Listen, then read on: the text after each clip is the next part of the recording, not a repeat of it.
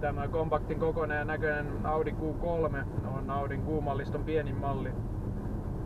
Tätä aloitettiin valmistamaan ensimmäisen kerran vuonna 2011 ja tämä uusi 2015 vuoden Q3 ei ole kokenut mitään järisuuria muutoksia ulkonäöllisesti verrattuna tuohon 2011 vuoden Q3, vaan päälinjat ovat pysyneet melko samana.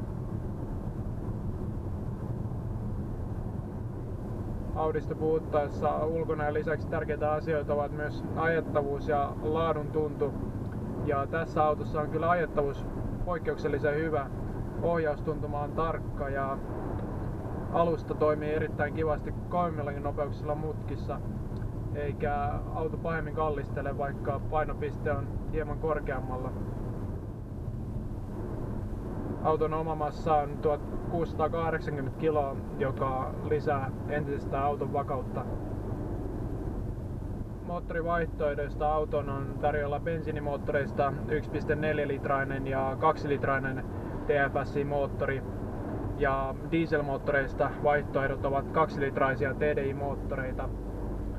Ja tässä autossa on tuo 150 hevosvoimainen 340 Nm vääntävä dieselmoottori ja yhdistettynä automaattivaihteeseen ja Quattro 4-vetoon on varsin hyvä yhdistelmä tälle autolle. Ainoastaan pienoinen pettymys oli tuo auton kulutus, nimittäin yhdistetty kulutus pyörii siinä 6,5 ja 7 litran välissä.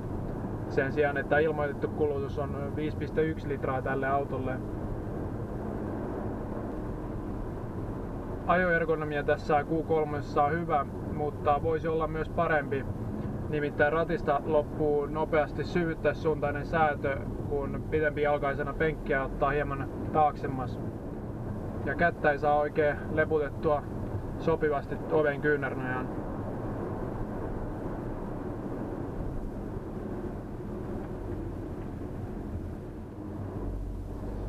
Tämä Q3 on niin sanottu crossover-malli, eli maavaransa ansiosta tällä autolla pääsee kyllä hyvin perille vähän huonommankin mökkitien päähän, mutta maastoautoksi tästä Q3 ei oikein ole. Lisävarustelistalta ei ole saatavilla edes mitään maastoon tarkoitettuja lisävarusteita, mutta muuten kyllä Audin tapaan lisävarustelista on hyvin kattava ja autosta saa kyllä personoitua oman näköisensä. Varustepaketteja on tarjolla Business ja Business Sport varustepaketit ja tässä autossa on tuo Business Sport varustelu.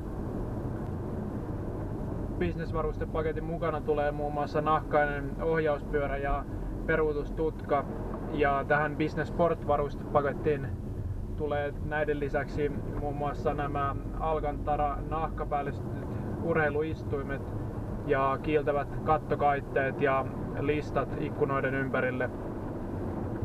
17-tuumaiset alumiinivanteet tulee näihin molempiin paketteihin vakiovarusteena mukaan.